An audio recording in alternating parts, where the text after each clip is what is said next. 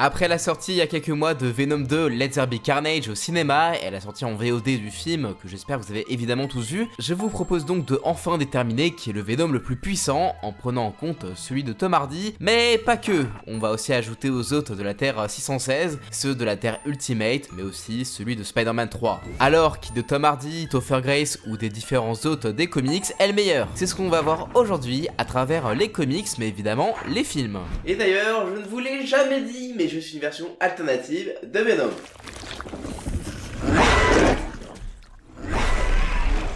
Nous sommes Venom.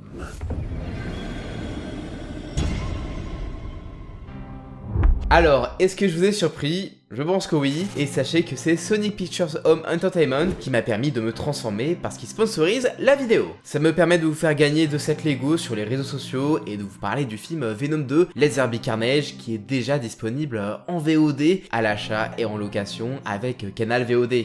Mais avant de se mettre à faire notre petit classement de puissance des porteurs de Venom, je vous propose de parler dès maintenant de l'autre le plus célèbre du symbiote, Eddie Brock. Un personnage si célèbre et apprécié qu'il n'a pas fallu longtemps pour qu'il sortent des pages de comics pour finir au cinéma. Et c'est de ces versions-là justement qu'on va parler en premier. La première version du cinéma est incarnée par Topher Grace, dont le film est souvent considéré comme étant le moins bon du Raimiverse. Ce Venom n'a eu que quelques minutes pour montrer sa vraie force, semblant posséder les mêmes pouvoirs que le Spider-Man de cet univers, dont vous connaissez bien maintenant la vraie force. Ce Venom est bien plus mince que les autres, mais aussi bien plus rapide et mobile. Et puis bon, il a quand même pu gérer Spider-Man et le Bouffon Vert Junior en même temps, c'est pas mal pour une première apparition au cinéma. Alors pas étonnant que la seconde apparition ciné de Venom soit encore plus exceptionnelle. Dans ces films, excite l'homme araignée et tout ce qui l'entoure. On a donc un Venom qui est assez fun et qui a une relation symbiotique plutôt marrante. Mais bon, si Venom 2 Let There Be Carnage est plutôt fun, l'anti-héros incarné par Tom Hardy est vraiment imposant dans les combats qui sont vraiment super cool. Bon alors ok, la vision du film ne peut pas plaire à tout le monde vu que c'est assez décalé, mais personnellement,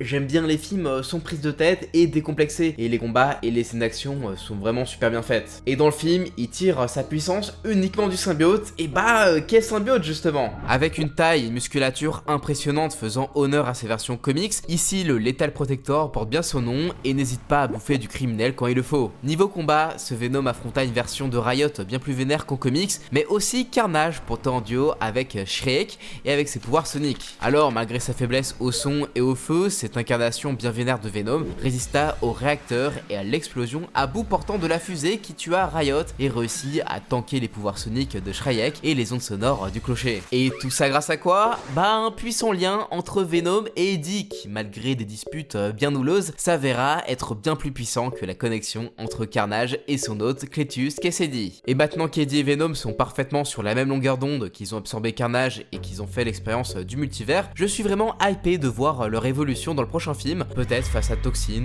ou Morbus, qui sait. En tout cas, si le film vous intéresse, il est disponible dans un lien dans la description. Maintenant, je sais ce que vous vous demandez. Où sont-ils dans le classement et sont-ils plus forts que l'original des comics? En tout cas, pas de panique, vous allez vite le savoir.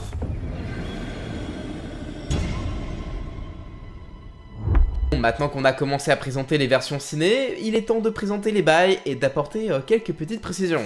Ici, on ne va parler que des vrais Venom, là où il y a une vraie symbiose, donc pas de She-Venom ou de Spider-Man, ni même de Deadpool, dont le lien avec Venom n'est même plus canon. Si je fais ça, c'est parce que la moitié, même voire les 3/4, voire même la totalité de l'univers Marvel a déjà porté en symbiote, donc du coup, on va juste prendre en compte la version communément appelée Venom. Maintenant que vous savez tout ça, on va voir qui est l'hôte de Venom le plus faible. Apparu pour la première fois dans les pages de Marvel Knights Spider-Man numéro 7 en 2004, Angelo Fortunato obtenu Venom grâce à son père Don Fortunato. Alors qu'Eddie passait une crise existentielle et voulut se séparer du symbiote, il a eu l'idée bien chelou de le vendre aux enchères à la pègre. C'est ainsi que le Don acquit le symbiote pour son fils, un fils qui, après une vie à se faire martyriser, voulut directement faire ses preuves en s'attaquant à Spidey. Et après une bonne dérouillée des familles, le petit Angelo tenta de fuir, ce qui ne plut pas trop au symbiote qui juste le lâcha en pleine chute libre. Vraiment pas terrible comme destin. Vient ensuite le premier de cette liste à ne pas faire partie de la Terre 616, j'ai nommé Eddie Brock Jr. de la Terre Ultimate. Cette version d'Eddie que les plus nostalgiques d'entre vous connaissent grâce aux comics ou à l'excellent jeu Ultimate Spider-Man. Il est assez différent du Venom de la Terre 616. Sur la Terre Ultimate, Peter et Eddie sont des amis d'enfance dont les parents, Richard et Edward Brock Sr. ont créé ensemble la Venom Suit. Loin de l'alien symbiotique de la Terre 616, cette tenue protoplasmique avait été créée à des fins médicales que Papa Brock transforma en arme biologique symbiotique. Après les morts de ses parents, Eddie Jr. continua les recherches de son père et après que Peter ait testé la tenue et tenté de la détruire, Eddie, fou de rage, la porta. Avec une apparence bien différente de la Terre 616, ce Venom prit une apparence bien plus musculeuse et terrifiante après avoir absorbé Carnage, une autre bioarmure symbiotique mais mélangée au sang de Spidey. Malgré son côté terrifiant, sa force et sa régénération sont similaires à celles de la Terre 616, avec pour différence de se déplacer avec des tentacules au lieu de toiles et de perturber le Spider-Sense au point de causer des migraines à Peter. Bon, par contre, au niveau des faiblesses, c'est un peu plus chiant. Déjà, l'hôte souffre d'une rage incontrôlable et d'une faim si infinie que s'il ne la satisfait pas, le symbiote consumera son hôte de l'intérieur. En plus de ça, la tenue semble aussi vulnérable à l'électricité et Eddie n'étant pas compatible avec l'ADN de la tenue, basé sur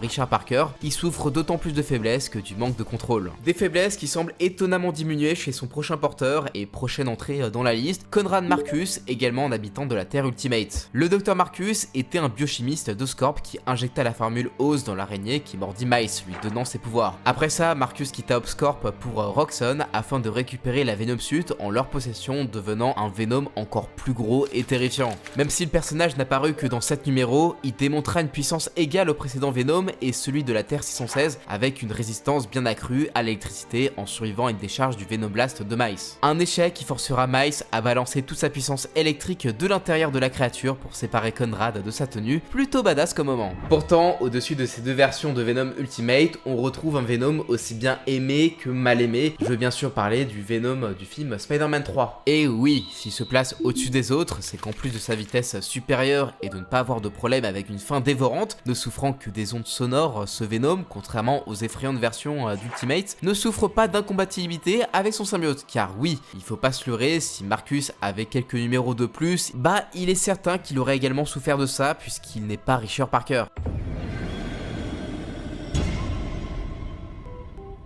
Là, on entre vraiment dans les versions de Venom qui font bobo, celles qui peuvent donner des sueurs froides à ce bon vieux Spidey. En bas de cette classe, on retrouve un personnage dont on a déjà rapidement parlé dans une précédente vidéo sur les symbiotes, Lee Price qui fut plus tard l'hôte de Maniac. Enfant battu par son père, brûla vif avant de rejoindre l'armée quittée après une blessure, Lee Price n'avait plus d'argent quand il accepta un job pour McGargan. Le job, servir de muscle au gang de Black Cat pendant une vente d'armes avec Tombstone. Une vente qui tourna évidemment au vinaigre où Lee Price se fit sauver de justesse par le symbiote alors à la recherche d'un nouvel hôte après une séparation avec un certain Flash Thompson. Mais ça, on y reviendra plus tard. Lee Price devient alors Venom et même s'il se distingue pas de ses pouvoirs qui sont alors les mêmes que ceux d'Eddie en Venom, bah il se démarque surtout par son incroyable force mentale. Le gars, il est assez chaud pour avoir lancé un duel mental contre Venom qu'il gagna, dominant l'esprit du symbiote et il fallut finalement l'intervention de Spider-Man pour en venir à bout. C'est plutôt stylé quand même. Et je pense qu'on peut faire encore plus stylé que ça, bah imaginez le mélange entre les capacités d'un xénomorphe, que vous connaissez tous par cœur maintenant, et celle d'un symbiote. Et attendez maintenant 77 ans et vous aurez Cranston, le Venom de 2099. Demi-frère de Miguel O'Hara, le Spider-Man de cette époque, c'est après s'être fait poignarder et jeter dans les égouts par le Punisher 2099, dont il avait voulu faire assassiner la famille, que Cranston fut sauvé de justesse par le symbiote. Un symbiote qui, au fil des ans, avait bien muté jusqu'à posséder une langue et des crocs acides, en plus de pouvoir se lier à son hôte au niveau moléculaire, le déformant par la même occasion. Néanmoins, malgré sa puissance, ce symbiote est toujours faible au son et finit par être séparé de son hôte à grands coups de haut-parleur. Après la chute et la mort d'Angelo Fortunato, le symbiote était toujours à la recherche d'un autre lorsqu'il tomba sur McGargan. C'est ainsi que Scorpion, devenu Venom, fit partie des Thunderbolts, puis des Dark Avengers d'Osborn après les événements de Secret Invasion. Cette première version de McGargan en Venom ne changeait pas beaucoup du Venom habituel. Il faut quand même noter que son statut de Scorpion, qui lui donnait déjà une force et une résistance accrue à tel point que le feu, bah ça lui faisait plus rien. Mais là où il est vraiment devenu impressionnant, c'est en Venorpion. Alors ouais, c'est pas ouf comme nom, et pourtant temps, grâce aux modifications de sa tenue apportées par Osborn, Venompion était devenu assez puissant et toxique pour venir à bout d'Eddie en anti-Venom qui ne doit sa survie qu'au symbiote, retenant le coup fatal de Scorpion par pitié pour son ancien hôte, ce qui est vraiment trop mignon. Après la destruction de la tenue de Scorpion, McGargan, toujours en Venom, est parti aux côtés des Dark Avengers pour bouffer de l'Asgardien avant de finalement se faire enlever le symbiote par une alliance entre Spidey et Miss Marvel. On va passer à un autre de Venom adoré des fans de comics qui se place au-dessus de McGargan, dont je vous ai légèrement teasé le nom. Je parle évidemment de Flash Thompson, aka Agent Venom. Passant de petite brute du lycée, fan de Spider-Man à héros de la guerre en Irak, on peut dire que Flash a connu une véritable évolution depuis sa première apparition en comics. Après la perte de ses jambes à la guerre, Flash se vit offrir une deuxième chance à travers le projet Rebirth, un projet qui le changea alors en Agent Venom. Utilisant le symbiote d'une manière plus militaire que tous les autres, Agent Venom était connu pour son look d'agent spécial en mode Spider-Man avec le symbiote et de ses nombreuses armes aux munitions symbiotiques. Ce n'est pas pour rien qu'il fait partie entre autres des Secret Avengers et des Gardiens de la Galaxie. Flash possédait également un lien très fort avec le symbiote, presque aussi fort qu'Eddie, et lui permet à travers leurs aventures spatiales sur Clintar de faire la paix avec son passé et d'être libéré de la rage meurtrière qu'il habitait, lui donnant ainsi un nouveau look et augmentant également ses pouvoirs par la même occasion. Pourtant, en tête de cette catégorie, ce n'est pas Flash Thompson qui trône, mais bien l'hôte originel du symbiote, Eddie Brock, mais pas n'importe lequel, celui incarné par Tom Hardy dans les films Venom. Ce qui le place si haut dans le classement, c'est véritablement sa résistance surabusée pour un symbiote dont on a parlé plus tôt, une résistance qui est issue d'un lien bien plus puissant entre Venom et Eddie. Et puis il a quand même battu Riot en mode méga vénère dans le premier film, et dans le second, il a affronté Shrek avant de bouffer Carnage, et ce toujours dans un milieu le désavantageant. C'est pas rien du tout.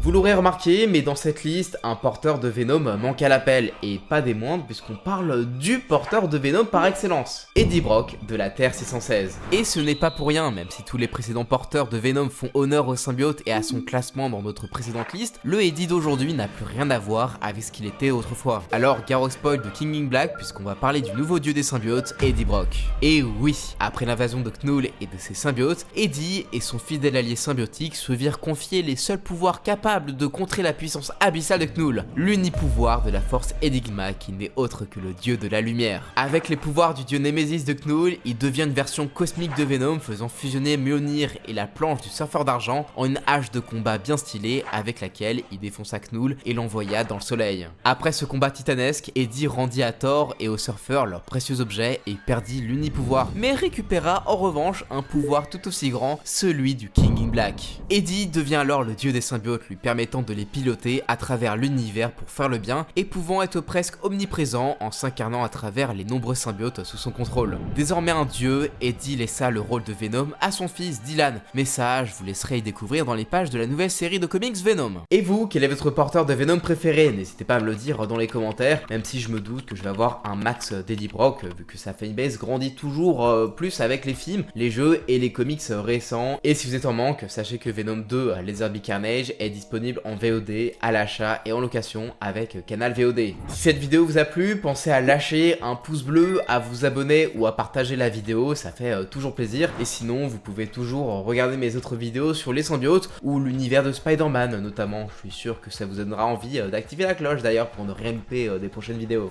N'oubliez pas le concours dans la description pour les sets Lego. Et sur ce, je vous dis à la prochaine pour de nouvelles vidéos. Ciao!